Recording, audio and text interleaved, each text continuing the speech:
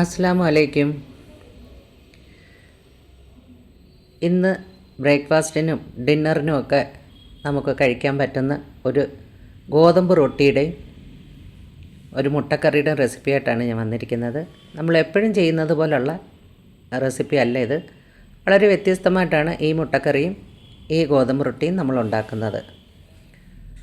സാധാരണ ചപ്പാത്തിയൊക്കെ കഴിച്ച് മടുക്കുമ്പോൾ നമുക്ക് ഉണ്ടാക്കാൻ പറ്റുന്നൊരു വിഭവമാണ്.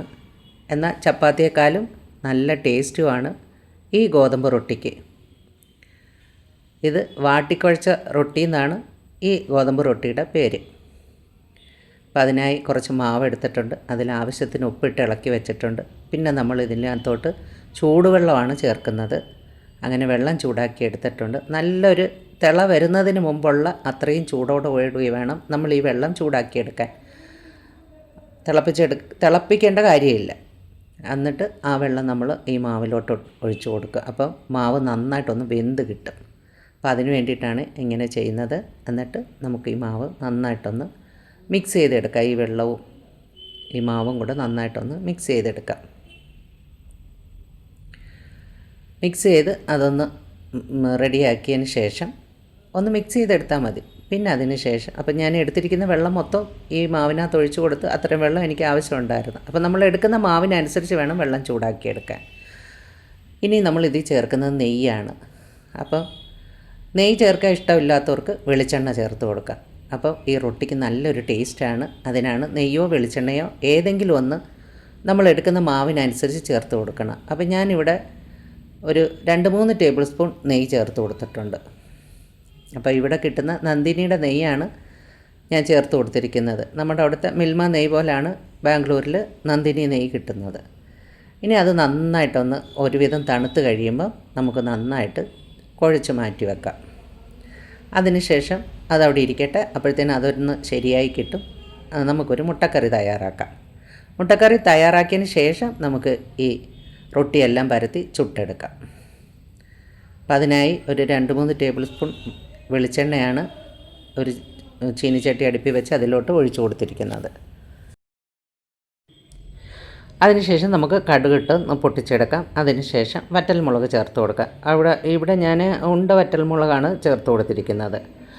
അപ്പോൾ എനിക്ക് ഡിമാർട്ടിൽ പോയപ്പം ഈ വറ്റൽമുളക് കിട്ടി. അങ്ങനെ അത് ഞാൻ വാങ്ങി വെച്ചിട്ടുള്ളത് കൊണ്ടാണ് അത് ചേർത്ത് കൊടുക്കുന്നത്. ഇത് സാധാ മുളകായാലും മതി. ഇനി കുറച്ച് കറിവേപ്പില ഇട്ട് കൊടുക്കാം. അതിനുശേഷം നമ്മൾ അരിഞ്ഞു വെച്ചിരിക്കുന്ന സവാള ചേർത്ത് കൊടുക്കാം. അപ്പോൾ ചെറുതായിട്ട് വേണം സവാള അരിഞ്ഞെടുക്കാൻ. അതിനുശേഷം അത് നന്നായിട്ടൊന്ന് വഴറ്റിയെടുക്കാം. അങ്ങനെ നന്നായിട്ട് ഒരു ഇച്ചിരി ഉപ്പൊക്കെ ഇട്ട് വേണമെങ്കിൽ നമുക്ക് സവാളയൊന്ന് വഴറ്റിയെടുക്കാവുന്നതാണ്. നോമ്പുകാലം ആയാലും നമുക്ക് ഈ റൊട്ടിയൊക്കെ ചെയ്ത് കഴിക്കാവുന്നതാണ്. കാരണം ചപ്പാത്തിയൊക്കെ കഴിക്കാൻ ബുദ്ധിമുട്ടുള്ളവർക്കും എന്നും അരി റൊട്ടി കഴിച്ച് മടുത്തവർക്കുമൊക്കെ നമുക്ക് ഈ വാട്ടിക്കുഴച്ച ഗോതമ്പ് റൊട്ടി ഉണ്ടാക്കി നമുക്ക് കഴിക്കാവുന്നതാണ്. നല്ല ടേസ്റ്റുമാണ്. ഇത് ഒരു തവണയെങ്കിലും ഉണ്ടാക്കി നോക്കിയിട്ടില്ലാത്തവരൊന്നും ഉണ്ടാക്കി നോക്കിയാൽ മനസ്സിലാവുന്നതാണ്. കാരണം ഈ വാട്ടിക്കുഴയ്ക്കുമ്പോൾ തന്നെ മാവിനൊരു പ്രത്യേക ടേസ്റ്റാണ്. അതുകൊണ്ടാണ് വാട്ടിക്കുഴച്ച റൊട്ടി ഞാൻ കാണിക്കുന്നത്. ഇനി ഇതിലേക്ക് നമുക്ക് തക്കാളിപ്പഴവും പച്ചമുളകും ചേർത്ത് കൊടുക്കാം. അപ്പോൾ ഞാൻ എടുത്തിരിക്കുന്ന സവാളയ്ക്ക് അനുസരിച്ചാണ് തക്കാളിപ്പഴം എടുത്തിരിക്കുന്നത്. ഞാനൊരു 2 തക്കാളിപ്പഴം എടുത്തിട്ടുണ്ട്.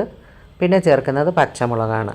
അങ്ങനെ ഇതെല്ലാം കൂടെ നന്നായിട്ടൊന്ന് മിക്സ് ചെയ്ത് നന്നായിട്ടൊന്ന് വഴണ്ട് വരണം. അപ്പോൾ ഇത് ഈ ചീനിച്ചട്ടിയിൽ ഇഞ്ചി വെളുത്തുള്ളി പേസ്റ്റ് ആദ്യം ചേർത്ത് കഴിഞ്ഞാൽ പെട്ടെന്ന് അടുക്കി പിടിക്കും. അല്ലെങ്കിൽ തന്നെ ഇത് അടുക്കി പിടിക്കാനൊരു ഇതുള്ള ഒരു ചീനിച്ചട്ടിയാണ്. അതുകൊണ്ടാണ് ഞാൻ ഇഞ്ചി വെളുത്തുള്ളി പേസ്റ്റ് ആദ്യം ചേർക്കാത്തത്. അത് ഞാൻ പിന്നെ ചേർക്കുന്നത് കാണിച്ചു തരാം. അങ്ങനെ സവാളയും ടൊമാറ്റോയും ഒക്കെ വഴണ്ട് കഴിയുമ്പോൾ നമുക്കിതിലേക്ക് പൊടിവകകൾ ചേർത്ത് കൊടുക്കാം. ഇവിടെ ഞാൻ കാശ്മീരി ചില്ലി പൗഡറും മഞ്ഞൾപ്പൊടിയും മല്ലിപ്പൊടിയാണ് ചേർത്ത് കൊടുക്കുന്നത്. എരിവിനാവശ്യമായിട്ട് പച്ചമുളക് ചേർത്തിരിക്കുന്നത് കൊണ്ട് തന്നെ കാശ്മീരി ചില്ലി പൗഡറാണ് ചേർത്ത് കൊടുക്കുന്നത്. ഇത് നമ്മൾ വീട്ടിൽ പൊടിച്ചെടുത്ത കാശ്മീരി ചില്ലി പൗഡറാണ്. പിന്നെ നമ്മൾ ചേർത്തിരിക്കുന്നത് ഇഞ്ചി വെളുത്തുള്ളി പേസ്റ്റ്. അപ്പോൾ ഈ പൊടിവകകളെല്ലാം ഒരുവിധം വഴണ്ട് വന്നു കഴിയുമ്പോൾ നമുക്ക് ഇഞ്ചി വെളുത്തുള്ളി പേസ്റ്റ് ചേർത്ത് കൊടുക്കാം. അപ്പോൾ സവാള ഇട്ട് വഴണ്ട് കിട്ടുമ്പോൾ തന്നെ ഇഞ്ചി വെളുത്തുള്ളി പേസ്റ്റ് ചേർക്കാം. ഞാൻ ഈ ചീനിച്ചട്ടി ആയതുകൊണ്ടാണ് ഇങ്ങനെ ചേർക്കുന്നത്. അപ്പോൾ അത് അങ്ങനെ ചെയ്യാവുന്നതാണ്. അതിനുശേഷം വീണ്ടും നമുക്കിത് ഒന്നുകൂടെ ചെറുതീയിലിട്ട് വഴറ്റിയെടുക്കാം. അപ്പം ഞാൻ ഈ ചീനിച്ചട്ടി ആയതുകൊണ്ട് തന്നെ എല്ലാം ചെയ്യുന്നത് ചെറുതീയിലാണ്. കാരണം എനിക്കറിയാം ഈ ചീനിച്ചട്ടിയിൽ അടുക്കി പിടിക്കാനുള്ള സാധ്യത കൂടുതലായതുകൊണ്ടാണ് അങ്ങനെ ചെയ്യുന്നത്. അല്ല നമ്മൾ സാധാ ചീനിച്ചട്ടിയൊക്കെ വെച്ച് ചെയ്യാമെങ്കിൽ മീഡിയം ഫ്ലെയിമിലോ ലോ ഫ്ലെയിമിലോ ഒക്കെ ഇട്ട് നമുക്കിത് ചെയ്തെടുക്കാം. അങ്ങനെ എല്ലാം നന്നായിട്ടൊന്ന് വഴണ്ട് ഒന്ന് കുഴഞ്ഞ് കിട്ടിയിട്ടുണ്ട്. അപ്പോൾ ഇനി നമുക്ക് ഇതിലേക്ക് കുറച്ച് വെള്ളം ആദ്യം ചേർത്ത് കൊടുക്കാം. ആ കുറച്ച് വെള്ളം ചേർത്ത് കൊടുക്കുമ്പോൾ തന്നെ ഇത് നല്ലൊരു കുഴമ്പ് രൂപത്തിൽ നമുക്ക് ഈ ഗ്രേവി കിട്ടുന്നതാണ്. അതിനാണ് ആദ്യം കുറച്ച് വെള്ളം ചേർത്ത് കൊടുക്കുന്നത്. എന്നിട്ട് നന്നായിട്ട് ആ വെള്ളവും ഈ മസാലക്കൂട്ടും എല്ലാം കൂടെ നമുക്കൊന്ന് മിക്സ് ചെയ്തെടുക്കാം. അങ്ങനെ മിക്സ് ചെയ്തെടുത്ത് നല്ലൊരു കുഴമ്പ് രൂപത്തിലായതിന് ശേഷം നമുക്ക് ബാക്കി ആവശ്യത്തിന് വെള്ളം ചേർത്ത് കൊടുക്കുക. അപ്പം നമുക്ക് എത്രത്തോളം നമുക്ക് ഗ്രേവി ആവശ്യമുണ്ടോ അത്രത്തോളം നമുക്ക് വെള്ളം ചേർത്ത് കൊടുക്കാം. കാരണം ഇത് മുട്ടയൊക്കെ ചേർത്ത് കഴിയുമ്പോഴത്തേന് ഈ കറി നന്നായിട്ട് നമുക്ക് കുറുകി കിട്ടും. അപ്പോൾ നമ്മൾ എത്രത്തോളം വേണമെന്ന് വെച്ചാൽ അത്രത്തോളം എന്നും പറഞ്ഞ് ഒരുപാട് വെള്ളം ചേർത്താലും കറിയുടെ ടേസ്റ്റ് പോവും. അപ്പോൾ അതിനനുസരിച്ച് നമുക്കിത് വെള്ളം ചേർക്കാം. അപ്പോൾ അങ്ങനെ ഞാനിവിടെ ആവശ്യത്തിന് വെള്ളം ചേർത്തിട്ടുണ്ട്. പിന്നെ ഈ വെള്ളം ഒന്നുകൂടെ ഒന്ന് തിളച്ച് വരുമ്പോൾ ഒരു ഇച്ചിരി കൂടെ ഞാൻ ചേർത്ത് കൊടുക്കുന്നുണ്ട്. കാരണം നമുക്ക് നല്ലോണം ഗ്രേവി വേണം, അതുകൊണ്ടാണ്. എന്നിട്ട് ഇത് അടച്ച് വെച്ച് നന്നായിട്ടൊന്ന് കുക്ക് ചെയ്തെടുക്കാം. കാരണം ഈ ഉള്ളിയും എല്ലാം ഒന്ന് നല്ലതായിട്ട് വെന്ത് ഇപ്പോൾ തന്നെ നല്ല ഒരു 3/4 ഭാഗം വെന്തിട്ടുണ്ട്. ഇനി ഈ ഗ്രേവി കിടന്ന് നന്നായിട്ട് ഒന്നുകൂടെ ഒന്ന് വെന്ത് ഒരു കുഴമ്പ് രൂപത്തിലാകുമ്പോൾ നമുക്ക് മുട്ട ചേർക്കാം. ഇപ്പം ഞാൻ ഗ്രേവിക്ക് ആവശ്യമായിട്ടുള്ള ഉപ്പും കൂടെ ചേർത്ത് കൊടുക്കുകയാണ്. അതിനുശേഷം ഇതിന് ഒരല്പം മസാലപ്പൊടിയും കൂടെ ചേർത്ത് കൊടുക്കുക. അതും വീട്ടിൽ പൊടിച്ചെടുത്ത ഗരം മസാലപ്പൊടിയാണ് ഞാൻ ചേർത്ത് കൊടുക്കുന്നത്. അപ്പോൾ മസാലപ്പൊടിയും കൂടെ ചേർത്ത് കഴിയുമ്പോൾ നല്ലൊരു മണമാണ് നമ്മുടെ ഈ ഗ്രേവിക്ക് കിട്ടുന്നത്. അതിനുശേഷം ഇത് അടച്ച് വെച്ച് നന്നായിട്ട് തിളച്ച് ഒന്ന് വറ്റി കിട്ടുന്നത് വരെ നമുക്ക് വെയിറ്റ് ചെയ്യാം.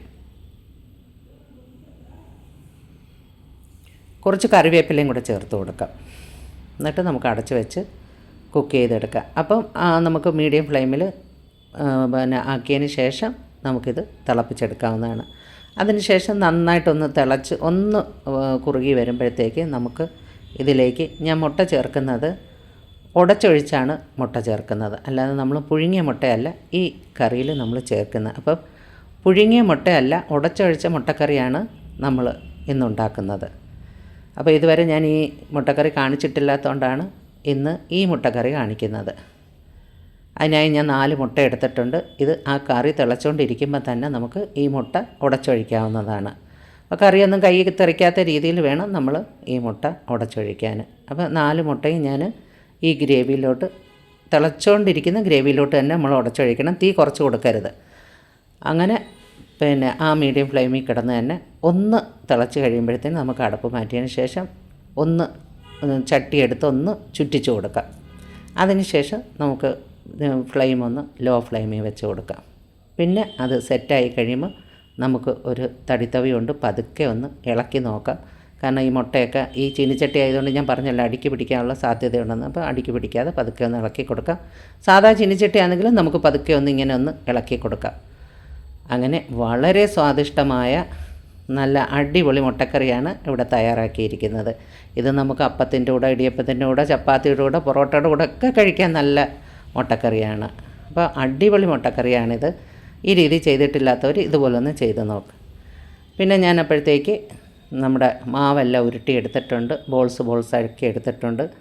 ഇനി നമുക്കത് ഭൂരി മേക്കറിലോട്ട് പരത്തിയെടുക്കാം.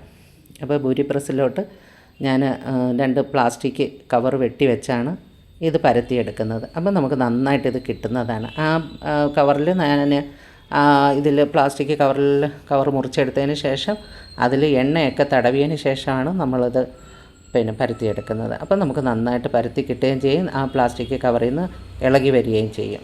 അപ്പം ഞാൻ അജ്മിയുടെ പുട്ടുപൊടിയുടെ കവറാണ് ഇവിടെ എടുത്തിരിക്കുന്നത്.